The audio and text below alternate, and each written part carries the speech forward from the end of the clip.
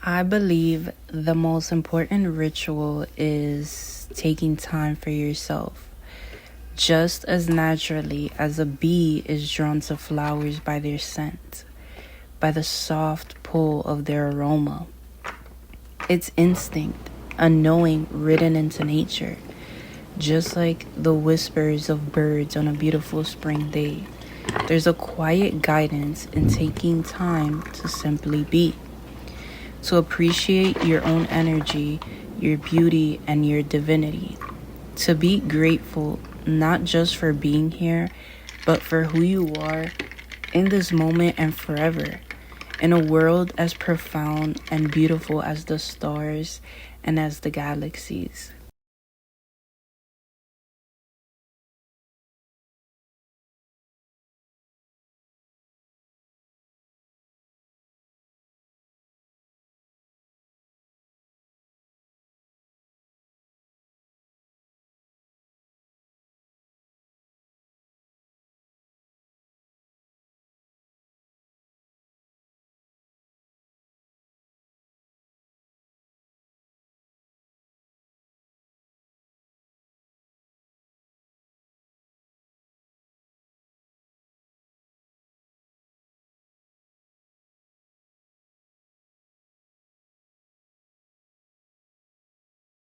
Lately, I've been reading and studying so much more. Words have been reaching into a part of my soul that's long felt unseen, like a quiet, dark place that just wanted to be understood. It's the same feeling you get when you imagine yourself into a story, how naturally the ideas come. Just like seeing the characters, the roads, the houses, and the towns. Every page becomes a version of your own story. It touches something tender in your heart. I've been letting my intuition guide me when it comes to learning. And lately, I've been deeply resonating with Beltane. I learned I was born on Beltane, and that makes me someone who truly understands liminal spaces. Beltane comes just after the spring equinox and right before the summer solstice. It's a threshold, a time of becoming, of being initiated. Your ideas truly start to flow, and this is the time where you're able to nurture your ideas to life. Just as your darkness is letting go of you and your light is following right after. It's like the sun shining down to bring life to all the nature that there is, or the spring rain nourishing them into the bloom. This season teaches me that I too can grow something sacred from within.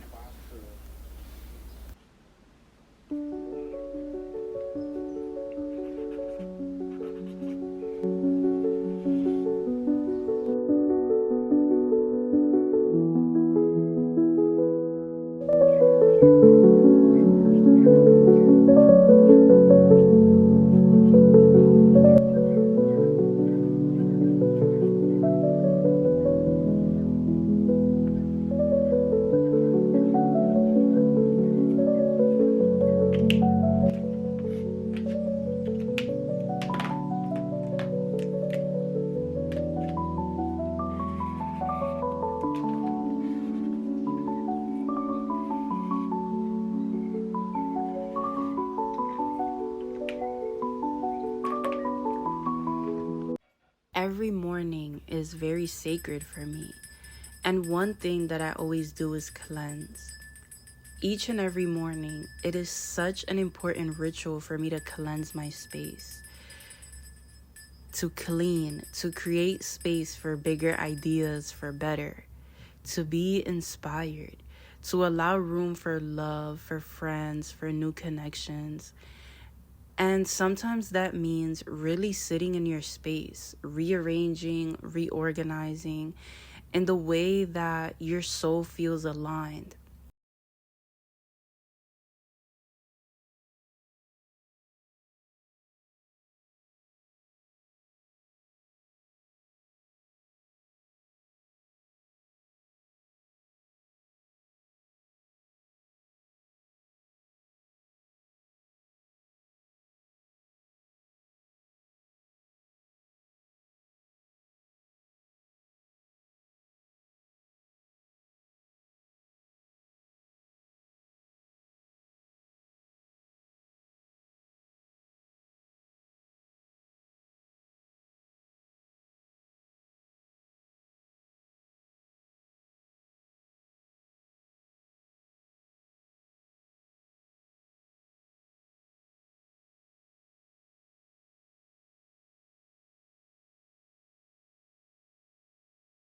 I believe the most sacred act we can offer is to devote ourselves to our own faith.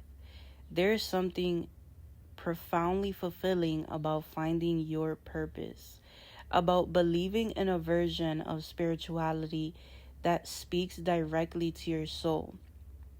It's as if the stars themselves lean in and whisper in your ear, sending signs and synchronicities, little messages only you were meant to receive. Your soul truly lights up in a way that no one else sees except for you.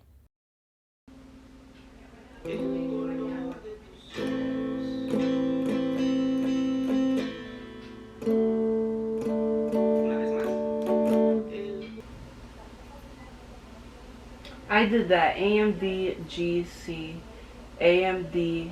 You see GEM. I knew it. I knew it.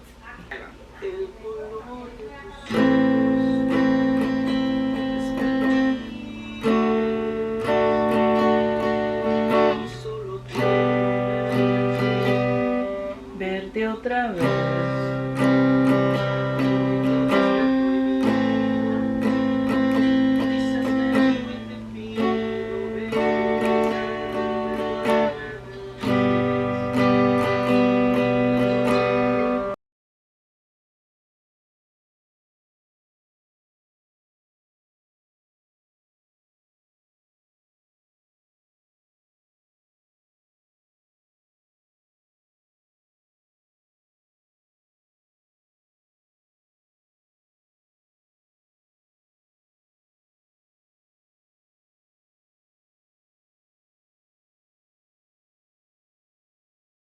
You truly decide what time your day starts. And sometimes for me, that's in the nighttime. It's like my soul has a way of telling me when I have work to do. And this is the beginning of day 3. Not in the morning, not in the day, but in the evening. When the sun is setting, the world is quieting down, and the night sky is following. When the moon is rising, and when sometimes you can see the stars if you look closely. There's something so profound about honoring the nighttime. Just like lighting your candles and doing your nighttime rituals. The way that veiling quiets the mind. The way the altar listens. Persephone has been teaching me that the divine feminine is not just softness. She is wildness, knowing, rage, stillness. She is the echo in your chest when you stand in your truth. She has taught me about my voice and how important it is, even when it's what no one else wants to hear. It's what you need to say. She is the mystery that returns in cycle, in shadow, in bloom. And lately, I've been learning how to honor all the parts of me that are feminine. The part of me that deserves love. The part of me that wants to light a fire in everyone's hearts. The part of me that wants to bring justice for those who deserve it. The parts I used to hide because the world told me what a woman should be. But truth is, being your own version of feminine is the most rebellious act of self-devotion. And maybe that's why this moment matters to me the most. The candles, the veiling, the stillness of prayer, all of it becomes a mirror showing me that when the world quiets down, it is me who truly sees the depths of my soul, who sees the darkest corners of myself, but also the brightest ones. It's this presence, this returning to myself. This is the ritual.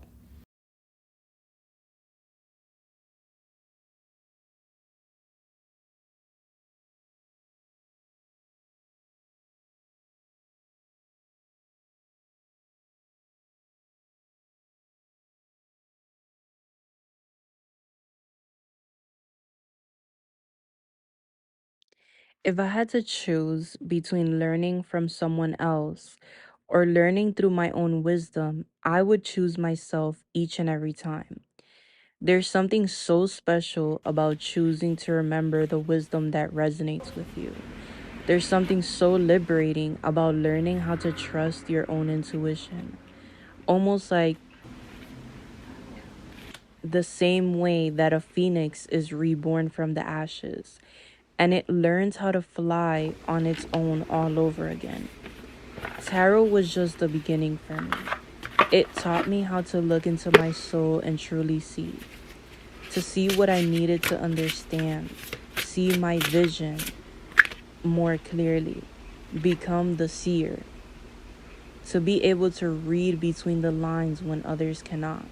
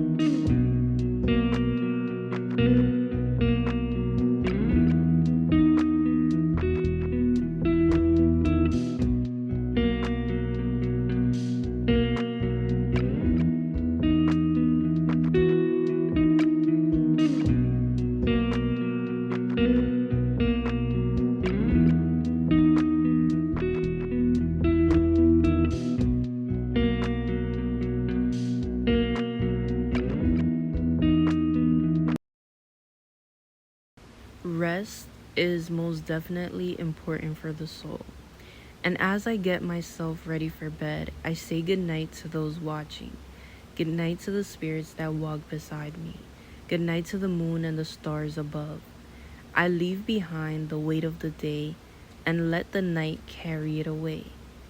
Tonight I rest and I dream with a touch of darkness. Just as we wake within the dream, just as the messages find us when we're ready.